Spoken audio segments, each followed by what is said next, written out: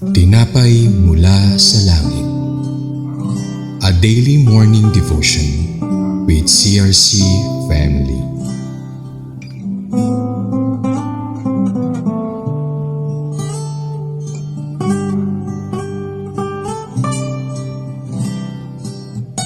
Isang mapagpalang umaga po sa ating lahat. Muli po, samahan niyo ako sa ating daily devotion dito sa Tinapay Mula sa Langit. Tayo po ay manalangin. Aming Amang Diyos na nasa langit, maraming salamat po sa napakagandang umaga na muli naming nasilayan. At salamat din po sa hininga na naragdag sa bawat isa sa amin. Pangunahan mo po ang iyong lingkod sa pagbabahagi ng iyong salita at sa bawat makikinig, magbigay po ito ng kagalakan, kaalaman, maunawan at maintindihan kung ano ang nais mong ipahayag. In this we pray, in Jesus' name, Amen. So, ang title po ng ating devotion ay The Monthly Moon Offering. At ito po ay mababasa sa Numbers chapter 28 verse 11-15. Sabi po sa 11, sa unang araw ng bawat buwan, maghandog kayo ng karagdagang handog na susunugin sa Panginoon ng 2 guyang toro, isang lalaking tupa at 7 lalaking kordero na 1 taong gulang, lahat na walang kapintasan. Verse 12. Ang mga ito ay dapat na may kasamang mga handog ng butil ng piniling harina, binasa ng langis ng oliba, 6 na kilo sa bawat toro, 4 na kwart kasama ng tupa, 13 at 2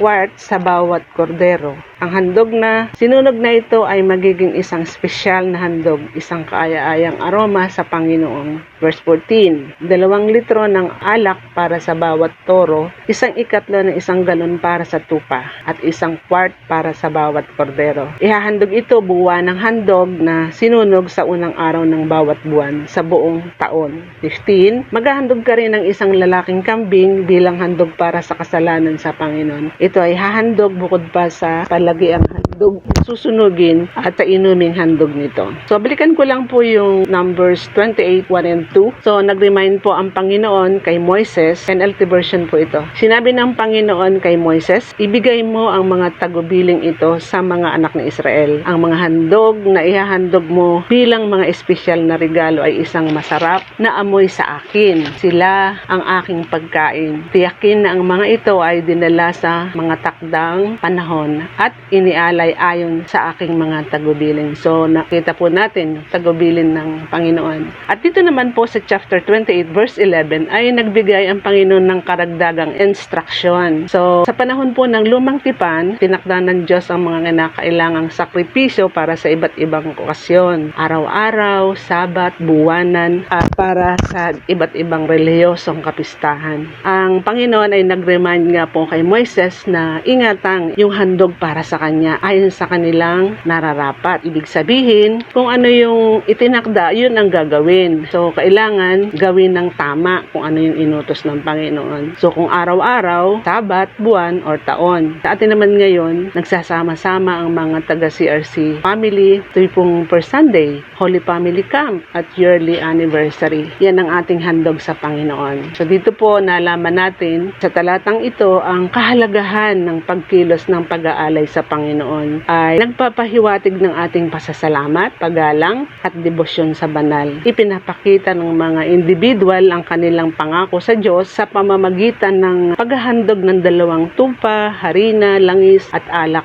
bilang pang-araw-araw na handog. Ang mga handog na ito ay sumasagisag sa kasaganaan, kabuhayan at sakripisyo. Kinakatawan nila ang physical at spiritual na probisyong natatanggap natin mula sa Panginoon. Kung gusto po nating kalugdan ng Diyos at matamo ang kanyang mga pagpapala sa ating buhay, dapat nating sundin ng eksakto ang kanyang direksyon. Ang pagsunod sa utos ng Diyos ay talagang mas mahalaga sa kanya. Sabi nga po sa 1 Samuel 15:22, at sinabi ni Samuel, nagtataglay kaya ang Panginoon ng napakadakilang pagkatuwa sa mga handog na sinunog at sa mga hain na gaya sa pagsunod ng tinig ng Panginoon. Narito ang pagsunod ay maigi kaysa hain at ang pagdinig kaysa taba ng mga tupa. Ngayon po, hindi na tayo inaasahang mag-alay ng sinunog na hain sa Panginoon. Maliligtas tayo sa pamamagitan ng pananampalataya at pagbabayad sa ng probisyon ni Hesukristo. Bilang Kristiyano, mag-ingat tayong lumakad sa harap ng Panginoon, pagsunod sa kanyang kalooban para sa ating buhay habang inihahayag niya ito sa atin. Hindi natin ito ginagawa sa diwa ng takot at pagkaalipin. Sa halip, ito ay kagalakan upang lumakad tulad ng gusto ng Panginoon. Sabi nga po sa Roma 12:1, iharap ninyo ang inyong mga katawan na isang haing buhay, banal, kaaya-aya sa Diyos, na isang inyong makatuwirang paglilingkod. At sa ating pong pagtatapos, sa lumang tipan, ang mga bagay na inihain ay unang pinatay at pagkatapos ay sinunog sa apoy. Ngayon, tayo ay inuutusang iharap ang ating mga katawan bilang isang buhay na hain. So ano po ang ibig sabihin nito sa ating pang-araw-araw na buhay? Gusto ng Diyos ng malapit na personal na relasyon sa kanyang anak sa lupa. So yun lamang po at nawa mayroon po kayong natutunan. Let us pray. Panginoong Diyos, Ama sa langit, salamat po sa iyong mga salita. Noon hanggang ngayon ay patuloy ka pong nagre-remind na sundin namin ng buong puso kung ano ang instruction, kung ano ang ipinag-uutos mo sa amin at magawa po namin ito. In this we pray in Jesus' name. Amen. So salamat po sa patuloy ninyong pakikinig ng Tinapay Mula sa Langit tuwing 5:30. Elder Ellen po ng CRC Makati ang inyong nakasama ngayong umaga and God bless you all. Bukas pong muli, same time.